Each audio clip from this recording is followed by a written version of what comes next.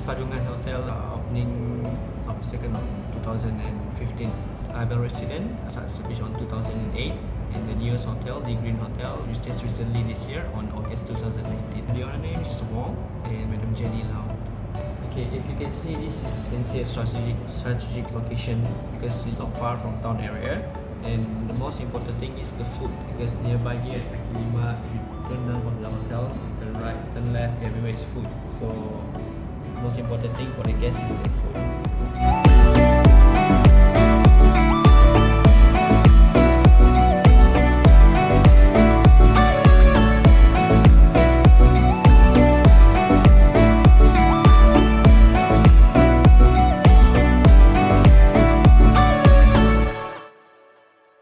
To be honest with you, a fussy guest. They demands a lot actually, and also they complains.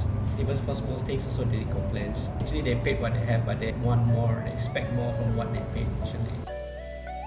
The reason is because we prefer to be individual group actually. We don't want to be like franchise. Actually, my boss don't prefer to have any shareholders in the business actually.